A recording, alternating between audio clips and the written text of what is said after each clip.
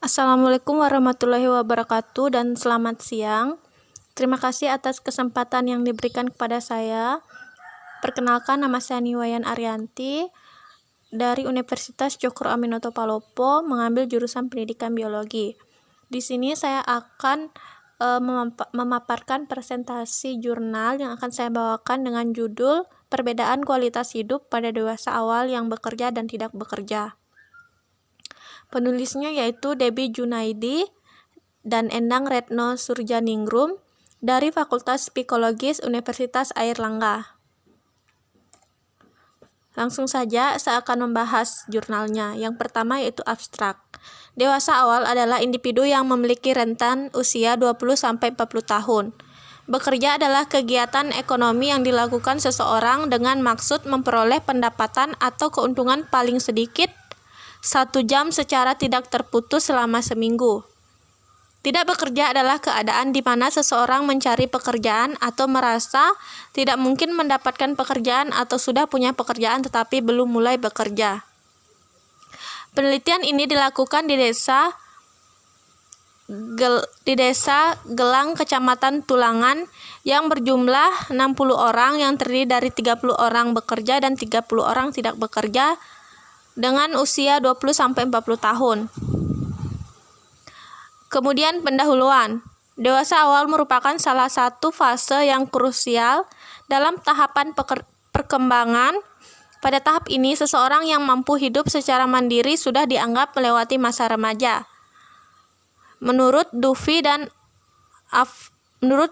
Atwater 2004, pemilihan karir yang tepat merupakan salah satu usaha menuju kemandirian baik secara finansial maupun psikologis. Kondisi tidak bekerja ternyata juga dapat memberikan dampak yang berbeda bagi kalangan tertentu. Menurut Todman 1990, pada beberapa kasus individu yang tidak bekerja menyukai kebebasan mereka dan mengambil keputusan tidak menikmati aktivitas dan memenuhi ambisi yang tidak dapat terpenuhi bila mereka bekerja. Hal ini kembali didukung oleh Glaptis 1989 dalam Dianasari 1996 yang mengungkapkan adanya efek positif dari ketiadaan bekerja, yaitu adanya waktu luang untuk melakukan berbagai macam hal yang diinginkan dan tidak adanya kewajiban dan harus melakukan kegiatan tertentu. Bagi individu yang tidak bekerja, berbagai dampak buruk dari kehilangan pekerjaan menurunkan kualitas hidup individu tersebut dan membuatnya menjadi kurang bahagia bila dibandingkan dengan individu yang bekerja. Tidak memiliki pekerjaan tidak hanya membuat seseorang yang tidak mendapatkan penghasilan dan tidak dapat memenuhi kebutuhan finansial, namun juga memberikan dampak tambahan berupa psikologis dan sosialnya. Kemudian metode penelitian. Metode penelitian ini menggunakan skor yang diperoleh dari hasil kuesioner, yaitu WHO QOL Brief, untuk kemudian dianalisis menggunakan penghitungan statistik untuk mengetahui perbedaan dengan menggunakan metode TS atau uji T yang dilakukan di desa Gelang, Kecamatan Tulangan, Kabupaten Sidoarjo, yang berjumlah sebanyak 60 orang. Kemudian hasil penelitian yang didapat. Hasil penelitian perhitungan statistik diketahui bahwa nilai T 58 sebanyak 2,021, P kurang lebih 0,05. Diketahui juga nilai P sama dengan 0,048, maka HO ditolak, yang artinya ada perbedaan pada individu dewasa awal yang bekerja dan individu tidak bekerja. Selain menggunakan data di atas, peneliti juga membagi skor masing-masing variabel dari aspek yang ada di dalam kualitas hidup ke dalam 3 standar penilaian. Pada aspek kesehatan fisik, individu dewasa awal bekerja dikategorikan tinggi dengan nilai persentase sebanyak 58,8% dan sedang sebanyak 46,2%. Pada aspek psikologisnya, individu dewasa awal bekerja dikategorikan sedang dengan nilai persentase 73,6% dan rendah sebanyak 26,4%. Sedangkan pada aspek sosialnya dikategorikan sedang dengan nilai sebanyak 96,7% dan rendah sebanyak 3,3%. Pada aspek lingkungan dikategorikan tinggi dengan nilai 50% dan sedang 50%. Sedangkan pada aspek kesehatan fisik individu dewasa yang tidak bekerja dikategorikan tinggi dengan nilai presentasi sebanyak 33,4% dan sedang sebanyak 66,6%. Pada aspek psikologisnya, yang tidak bekerja dikategorikan tinggi dengan nilai sebesar 23,1% dan sedang sebanyak 76,9%.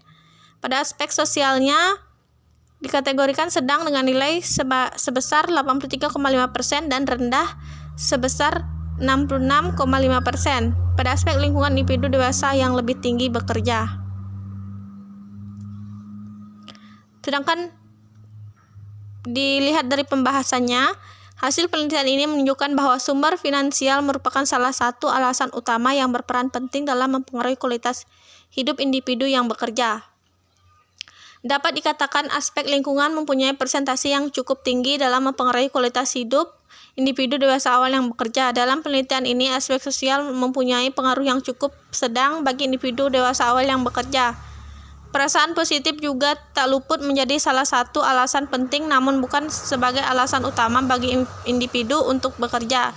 Subjek dalam penelitian ini memiliki kategori sedang dalam aspek psikologisnya.